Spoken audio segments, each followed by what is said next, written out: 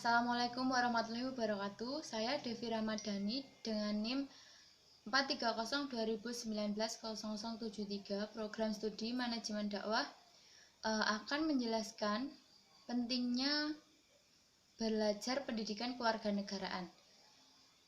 Yang pertama yaitu agar keberadaan kita dianggap legal oleh negara.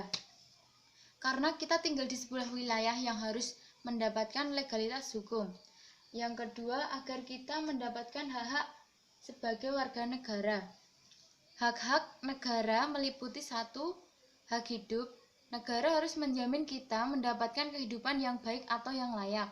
Yang kedua, kita bisa mendapatkan hak untuk berserikat dan berkumpul. Jadi, kita diperbolehkan untuk mengikuti komunitas tertentu. Kita legal terlibat dalam partai politik atau lembaga sosialisasi lainnya di dalam negara. Ketiga, kita juga mendapatkan kehidupan yang layak, misalnya tempat tinggal. Lalu, yang ketiga yaitu pemerintah berhak memberikan kita tempat tinggal yang layak.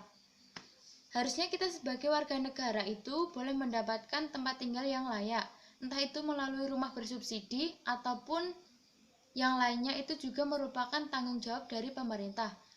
Yang 4, kebebasan dalam memilih agama. Kita diberikan kebebasan melalui Undang-Undang Dasar. Kita boleh memilih agama sesuai dengan keyakinan masing-masing.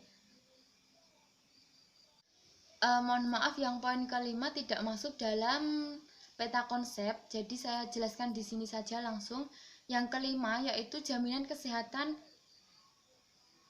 masyarakat. Negara perlu memberikan hak dan jaminan kesehatan bagi warganya, seperti contoh BPJS. Dan yang terakhir, yang keempat, yaitu peranan warga negara dalam berbangsa dan bernegara.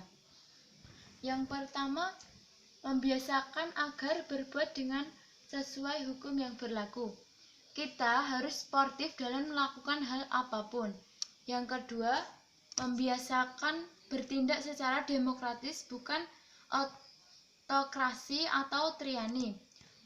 Kita harus melakukan itu dengan cara demokratis. Yang ketiga, membiasakan untuk menyelesaikan persoalan dengan musyawarah. Nah, kita tidak boleh mengambil keputusan secara pribadi.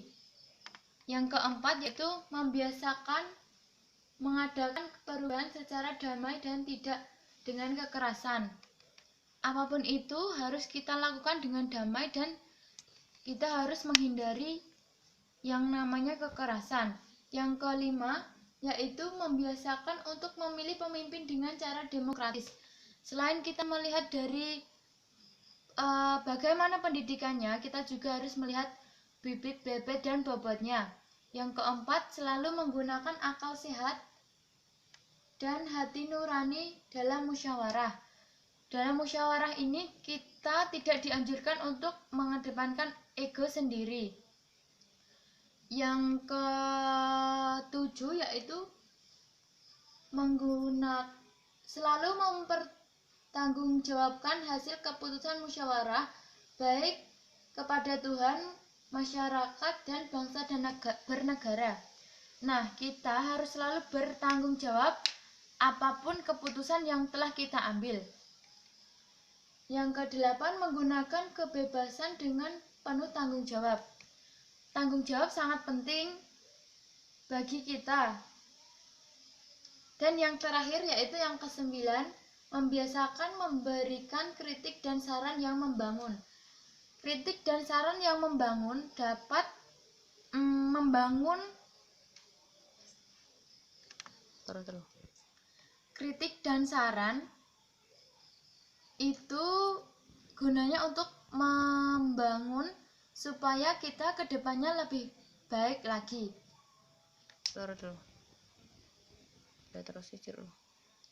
Nah, sekian penjelasan dari saya. Bila banyak kekurangan, saya mohon maaf. Wabillahi taufiq wal hidayah. Wassalamualaikum warahmatullahi wabarakatuh. Nah, maka dari itu semua warga negara memiliki hak dan Penjelasan itu tadi merupakan pentingnya pendidikan kewarganegaraan.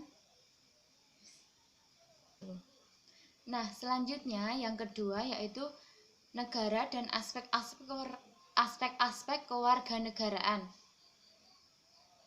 Yang pertama yaitu merupakan persatuan dan kesatuan bangsa.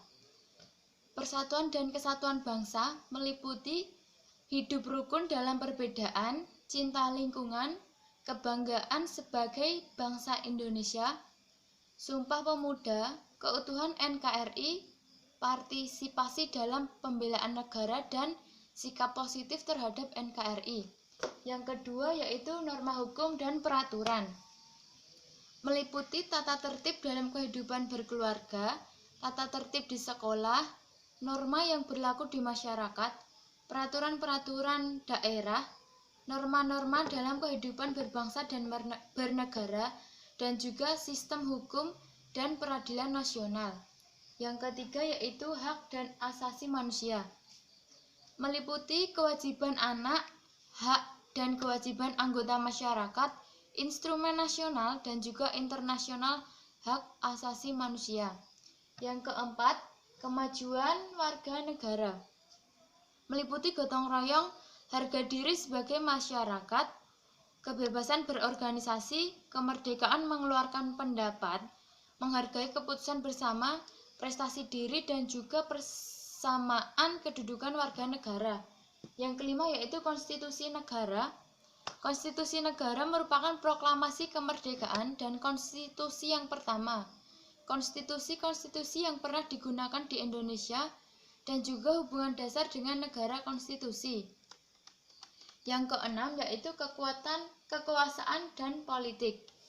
Kekuasaan dan politik meliputi pemerintahan desa dan kecamatan, pemerintah daerah dan otonomi, pemerintahan pusat, demokrasi dan sistem politik, budaya demokrasi menuju masyarakat madani, sistem pemerintahan, dan juga pers dalam masyarakat demokrasi. Yang terakhir yaitu Pancasila, meliputi kedudukan Pancasila sebagai dasar negara dan ideologi negara, proses perumusan Pancasila sebagai dasar negara, pengamalan nilai-nilai Pancasila dalam kehidupan sehari-hari, dan juga Pancasila sebagai ideologi terbuka. Yang bagian ketiga merupakan hubungan negara dengan pemerintah. Yang pertama yaitu hukum. Hukum warga negara adalah seluruh individu yang mempunyai ikatan hukum dengan suatu negara. Yang kedua politik.